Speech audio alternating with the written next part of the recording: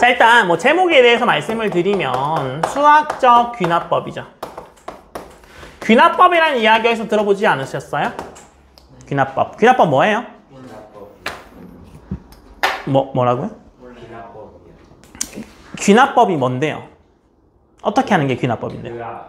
부정을 아닌 거를 그런 모순을 그건 귀류법이잖아요.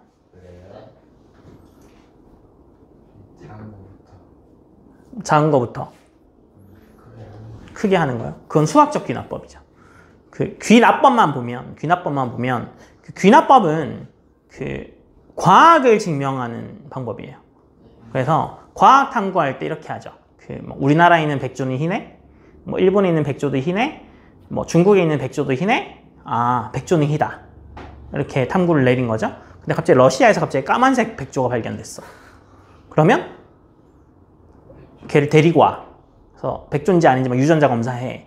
얘가 왜 까만지를 봐. 뭐 연탄 때를 뒤집어 썼는지 뭐 목욕을 안 했는지 막 해. 얘 원래 깃털이 까만색이래. 이러면 백조가 희다라는 연구 결과가 거짓말이 되는 거죠. 그게 귀납법입니다. 그죠? 그다음에 연역법은요. 연역법은 너네가 대표적으로 알고 있는 연역법이 3단 논법. 3단 논법. 뭐 소크라테스는 사람이다. 사람은 죽는다. 그러므로 소크라테스는 죽는다. 3단 논법. 연역법은요.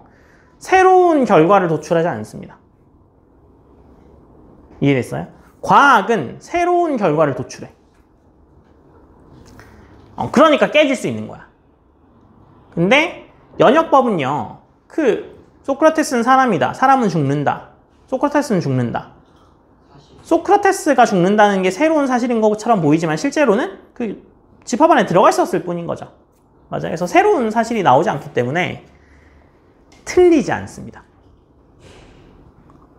다시 귀납법은요. 깨질 수 있어. 백조가 하얗다라는 연구 결과가 잘못될 수 있습니다. 근데 연역법은요.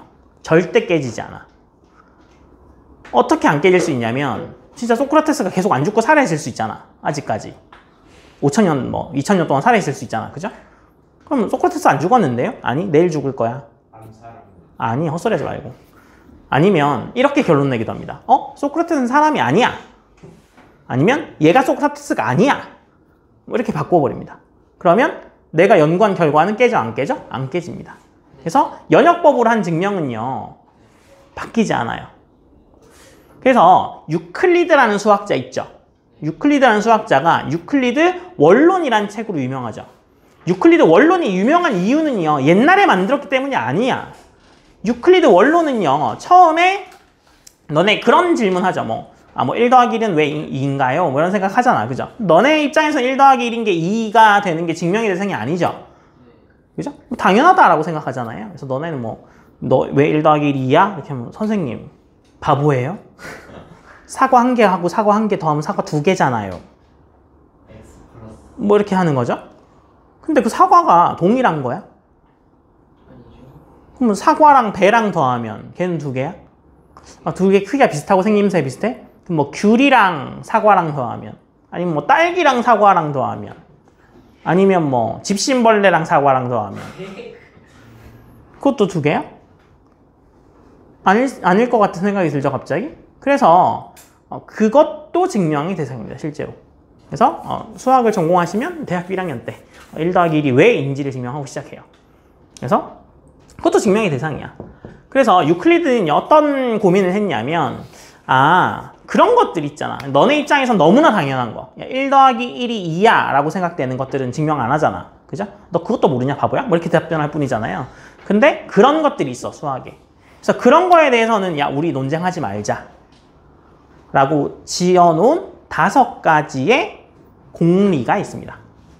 그래서 그 5가지 공리에 대해서는 이거에 대해서 우리 의문 가지지 말자 라고 시작하는 것들이 있어요. 그래서 점은 원리가 없다. 직선은 점들의 모임이다. 시작해가지고 맨 마지막에 5번째 공리가 평행한 두 직선은 만나지 않는다. 그게 제 5공준이죠. 그래서 그 5개 가지고 여러 가지 명제 가지고 다 명제를 연역법으로 쌓아서 책 한 권을 증명한 거야. 그래서 그 체계 자체가 굉장히 추상적인 논리적인 책이라서 아직까지도 남아있는 겁니다.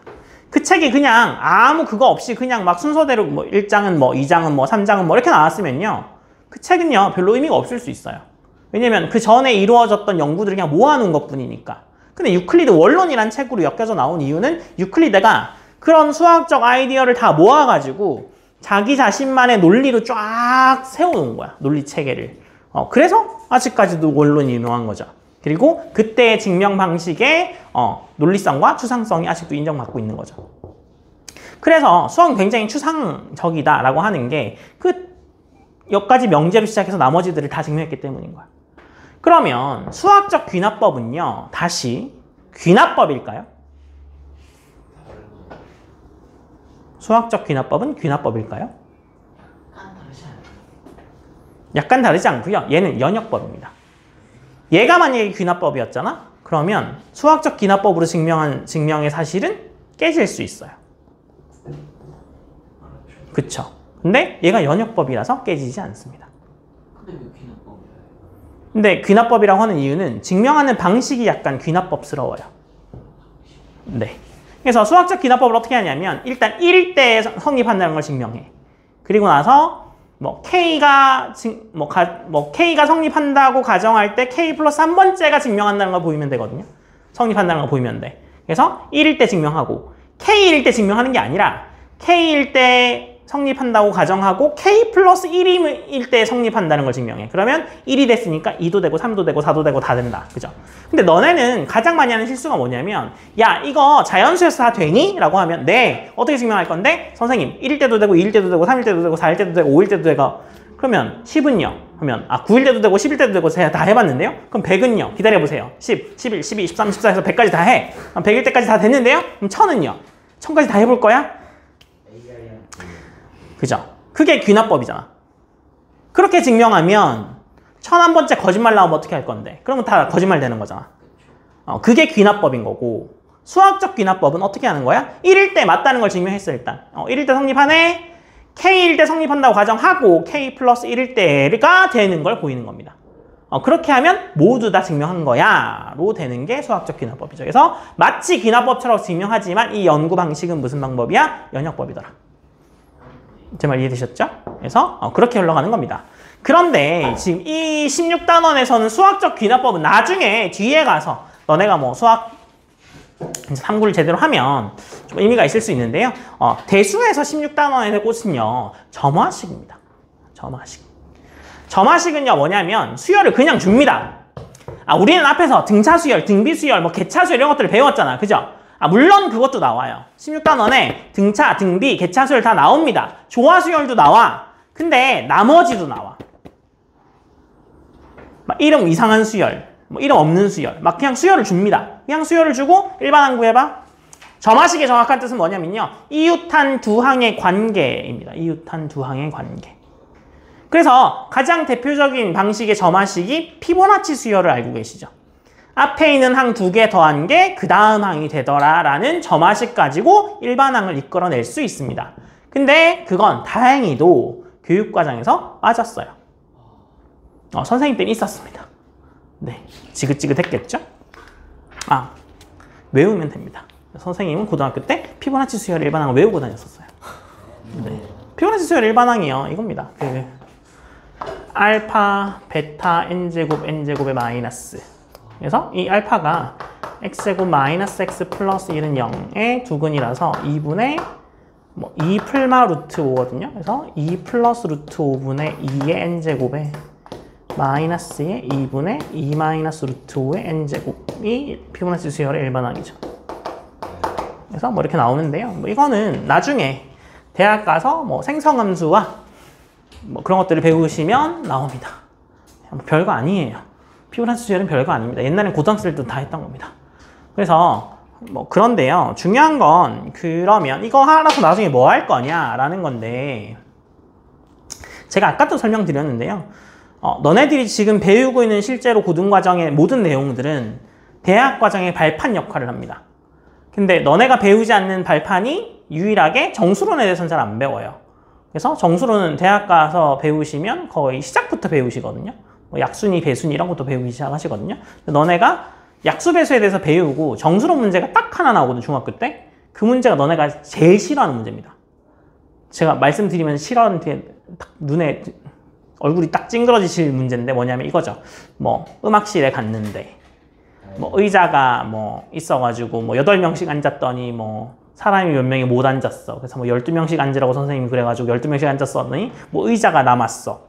의자가 몇 개 남았어. 그럼 의자가 몇 개야? 뭐 이런 문제 있죠. 그 문제가 대표적인 정수론 문제입니다. 중국의 나머지 정리인데요. 그거는 아마 그죠? 영재교 준비하셨던 분들은 CRT라고 배우시죠. Chinese Relational Theorem이라고 해가지고 CRT라고 줄여서 배우시지 않았어요? 뭐 그건 안 배웠다고요? 그래요. 그래서 뭐 여튼 그까지 배우게 됩니다. 대학 가셔도요. 뭐 그까지 배우게 되거든요. 그래서 뭐 그거의 발판인 셈인데 마찬가지로 이 점화식도요. 점화식도 그 대학 과정에 가서 이산수학이라는 걸 배우거든요. 이산수학이라는 걸 배우는데 이산수학 배우면 수열 막 주구장창합니다. 근데 수열 자체는요. 미적분의 발판이에요. 미분적분할 때 수열들을 쫙 늘어뜨려 놓고 뭐 테일러 급수 전개라던가 뭐 그런 전개들을 통해서 이거 뭐 미분 가능하고 뭐 이런 것들을 따지거든요. 그거는 해석학 쪽이야. 해석학. 너네 하고 있는 미분과 적분 같은 것들이고요. 정수로는 해가 정수로 나오는 방정식들. 그 철학 수업을 나중에 들으실 기회가 있으시면 철학 수업의 제1장이 뭐냐면 자신의 묘비명을 정하세요. 자신의 묘비명을 정하세요. 이게 뭐냐면 예전에는 이제 묘비에 와서 뭐 이렇게 지금도 뭐 가서 묘비에 가서 할아버지 할머니들 기리고 하잖아요. 그래서 돌아가신 분들 묘비에 가면 우리나라 사람들은요 뭐 이름 적혀 있습니다. 그냥 이름 적혀 있고 뒤에 가면 뭐 자식 누구, 뭐 딸 누구, 뭐 손자 누구 뭐 이렇게 적혀 있죠. 몇 년부터 몇 년생이고 뭐 불교 믿었으면 이렇게 불자 모양 있고 뭐 교회 다니셨으면 뭐 십자가 있고 뭐 이런 식으로 돼 있잖아요. 근데 외국은요 그렇게 안 나오고 뭐 묘비명을 자기가 정해. 그래가지고 나 죽으면 이렇게 좀 해줘. 그러면 이제 뭐 사랑하는 아내와 뭐 만나서 자식을 뭐 낳고 뭐 행복하게 살다가 죽었어 승진이 이러면서 몇 년 동안 몇 년 동안 이렇게 했는데 묘비명을 정하라고 이제 수학자한테 얘기했더니 그 수학자가 수학 문제를 내고 죽었네. 그래서 나는 일생의 절반을 그죠? 엄청 고생하고 살다가 나머지의 절반은 와이프를 만나서 더 개고생하면서 살다가 그죠? 뭐 자식을 낳았더니 뭐 도저히 살 수 없어가지고 뭐 몇 년 안에 늙어 죽었다. 뭐 이렇게 나는 몇 살까지 살았을까요? 메롱 뭐 이렇게 하고 이제 간 디오판토스. 그래서 디오판토스가 자기 묘비명에 그 정수론 문제를 내고 죽었거든요. 몇 년 살았냐니까 정수로 나오겠죠. 그래서 그 정수론의 기원이 되는 방정식이 디오판틴 방정식. 디오판토스가 묘비명에 적은 그 방정식, 디오판토스 방정식이 정수론 문제입니다. 그래서 거기서부터 어떻게 보면 발현했다고 볼 수 있거든요. 그래서 정수론 문제는요, 여러분들이 지금 굉장히 큰 소수를 다루는 것들 있죠. 그런 거에 지금 쓰이고 있어요. 그래서 뭐 그런 것도 있지만 지금 이산수학을 가게 되면 모든 수열나 일반항 구할 수 있어. 이산수학 배우면 모든 수열의 일반항 구할 수 있어. 굉장히 매력적이거든요. 지금 별로 안 매력적이시죠? 왜냐면 여러분들이 아직 점화식을 안 배웠기 때문이야. 점화식이 굉장히 난이도가 좀 있는, 그래서 약간 IQ 테스트 같은 느낌이기도 하고 식 변형을 되게 적절히 잘 하셔야 되거든요. 그래서 이 식은 어떻게 이렇게 변형한 거야? 뭐 이런 생각을 하셔야 돼서 약간 그러실 수 있는데 이산수학의 그죠? 생성함수와 뭐 정률 생성함수 이런 것들 배우시면 일반항 다 구할 수 있어. 모든 수열 다 구할 수 있어. 규칙이 있다면. 규칙 없는 건 당연히 못 구하겠죠. 그래서 규칙이 있다면 다 구할 수 있어. 이렇게 가는 학문이 있는데요. 그거의 발판이 됩니다. 그래서 갑자기 등장하기 때문에 어렵죠. 하지만 그거의 가장 기본 발판이 바로 뭐냐면 여러분들이 배운 등차, 등비, 뭐 조화 수열이죠. 그래서 기본적인 점화식 봅시다. 앞에 필기하세요. 기본적인 점화식인데요. 수열 AN에서 n이 1, 2, 3 뭐 이렇게 갈 때 이거 1대 자, 첫 번째 an 플러스 1에서 an을 뺐더니 이게 일정하게 d가 나왔더래. 이건 뭐예요? 공차가 d인 등차 수열이다. 그죠? 그 다음에 두 번째입니다. 나눠 an 플러스 1 나누기에 an 하면 r로 일정한 값이 나오더래. 얘는 뭘까요? 공비가 r인 등비 수열이겠죠. 등차 등비는 이제 배웠으니까 이게 뭔지 알겠다. 그죠? 그 다음에 세 번째, 2배 했는데 an 플러스 1을 2배 했더니 얘는 an 플러스 2래요. 이거 뭐예요? 등차 중항이죠. 그러니까 얘는 무슨 수열인 거야? 등차 수열인 거야. 를 아는 거죠. 그 다음에 네 번째로 뭐 등장하겠어요? 등비 중항 등장하겠죠. 그래서 an 플러스 1의 제곱은요. an 플러스 2의 제곱이더래요. 얘는 등비 중항이니까 얘는 등비 수열이구나 라는 사실을 알 수 있습니다. 그래서 몇 개의 점화식을 보고 얘가 무슨 수열인지를 판단하는 게 바로 점화식이다. 그래서 다섯 번째는 뭘까요? 뒤집어서 등차 수열. 뒤집은 게 등차 수열. 뒤집은 게 등차 수열을 이루더래. 얘는 조화 수열이죠. 그래서 이게 가장 기본이 되는 점화식입니다. 그래서 이게 기본 문제 1번, 2번, 3번 뭐 개차 수열까지 다 하시면 뭐 될 것 같고요. 그 다음에 그 다음 나오는 게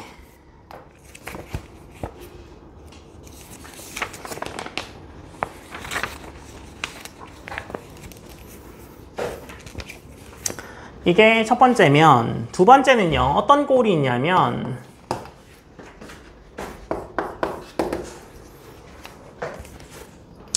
두 번째는 이런 꼴이 있습니다. an 플러스 1은 an 플러스 fn 꼴 뭐 이런 것들이 있거든요. 이게 개차 수열의 한 형태겠죠. 개차 수열. 어떤 거에 뭐 bk가 더해지는 거. 그래서 개차 수열의 한 형태죠. 뭐 이렇게 나오고요. 그 다음에 세 번째 점화식의 형태는요. 그냥 fn이 곱해지는 경우입니다. fn이 이렇게 곱해지는 거죠. 뭐 등기수열처럼요. 그 다음에 네 번째는요. p에 an 플러스 2에 q에 an 플러스 1에 r의 an은 0 되는 꼴인데요. 이때 반드시요. p 더하기 q 더하기 r은 0이 됩니다. p 더하기 q 더하기 r은 0이 돼요. 그래서 얘는 어떻게 푸냐면요. 얘는 an 플러스 2 마이너스 an 플러스 1이 k배의 an 플러스 1 마이너스 an으로 변형해서 요 식이 등비수열이야 이렇게 풀거든요. 그걸 지키기 위해서 p 더하기 q 더하기 r이 0이 되어야만 합니다.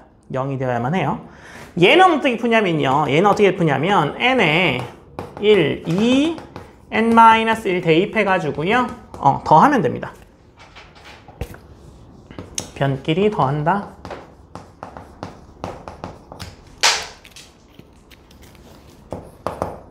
얘는 어떻게 하겠어요? n에 1, 2, n-1 대입해서 변끼리 곱한다. 얘는 어떻게 만들어야 된다고요? 이렇게 만들어야 된다고요. 그 다음에 다섯 번째는 뭐 이런 꼴도 있습니다. an 플러스 1은 p의 an 플러스 q 꼴이거든요. 여기는요. 얘는 어떻게 푸냐면 an 플러스 1에 마이너스 k가 p의 an 마이너스 k 꼴로 변형해서 an 마이너스 k가 등비가 공비가 p인 등비수열이다 라고 풀게 돼요. 그래서 뭐 이런 형태까지 나오거든요. 그래서 총 이렇게 5가지 종류의 점화식이 있고요. 제가 아까 말씀드렸던 피보나치 수열 있죠. 피보나치 수열이 4번인데 p 더하기 q 더하기 r이 0이 안 되는 꼴의 대표적인 경우예요. 그러니까 여러분들은 배우지 않습니다. 이해되시겠어요? 그래서 요것들에 대해서 배울 겁니다. 근데 지금 이것만 들어서는요. 도무지 어떻게 하는지 모를 거야. 그래서 기본 문제 풀고 유제 풀면서 이 유형이구나 저 유형이구나 생각하면서 풀어야 돼요. 그래서 보통 문제가 아닙니다. 그래서 뭐 다 숙제로 내드리지 않고요. 저랑 같이 풀 겁니다. 16단원은. 그래서 점화식 풀면서 아 이런 거구나 생각하면 되시고요. 지금 당장 점화식음화 당달 외우면 좋겠지만 뭐 그럴 수 없으시잖아요. 뭐 중등심화 1도 준비해야 되고 면접 준비하셔야 되니까 공부하셨다가 까먹은 다음에 그 미적분 2 들어가면 점화식을 알아야 되거든요. 그래서 그때 한번 더 복습해 드릴 겁니다. 네. 저기 3번에 뭐라 적혀요? 마지막에 n 플러스 n 마이너스 1 대입. 변끼리 곱한다. 얘는 변끼리 더한다.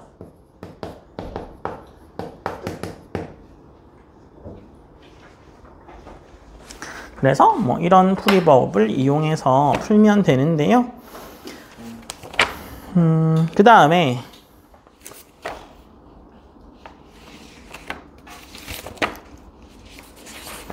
수학적 귀납법인데요. 뭐 일단 필기해놓고 아까 제가 처음에 도입할 때 수학적 귀납법에 대해서는 뭐 설명드렸잖아요. 얘는 연역법인 거고요. 그 다음에 모든 명제 PN의 모든 명제 PN이 모든 자연수 N에 대하여 성립함을 증명하려면 이렇게 하면 됩니다. 자, 첫 번째는 n이 1일 때 명제 pn 성립.